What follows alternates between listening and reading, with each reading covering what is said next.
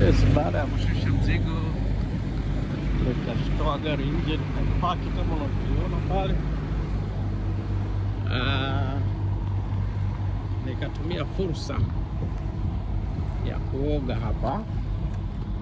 Yes, mara nyingi sana kwenye kampuni hizi kunakuwa na sehemu ambapo madereva wanapumzika, lakini pia kuna sehemu za kuoga. Sio zote, lakini baadhi ya kampuni, kwa mfano hawa Lidl, mara nyingi zipo sehemu za kuoga. Kwa yoyote ambaye anataka kuwa dereva hapa Ulaya, kitu kimoja tu ambacho ni msisitize mtu, jamani, Kiingereza kidogo kinahitajika. Ni muhimu kwa sababu makampuni, kwa mfano kama hapa ni driver lounge na check-in.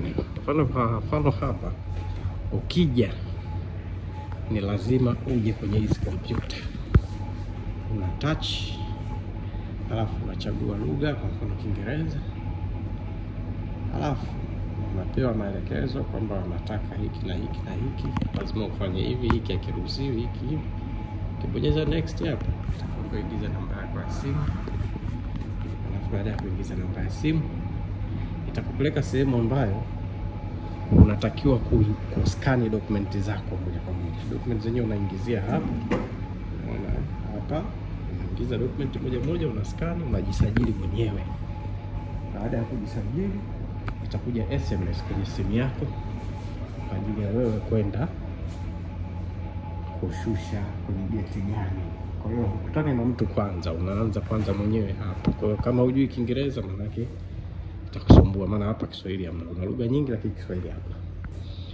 Halafu hii ni sehemu ya madereva kupumzika. Hapa kuna kahawa, kuna juisi, kuna meza ya kukaa kama watu unasubiri aidha ni document ama nini, unaruhusiwa kuja kukaa hapa. Baada ya kujisajili, unasubiri muda wako kuingia kwenda kushusha. Unakaa hapa, unatulia hapo, unapumzika.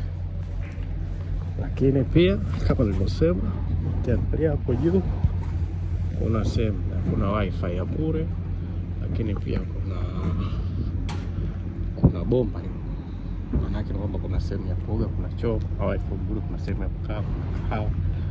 Basi ndio kama hivyo. Kwa mimi nikasema ngoja nikaoge baada ya kushusha mzigo, ili nikitoka hapa nishatumia oda nyingine ya kutoka hapa kuelekea France.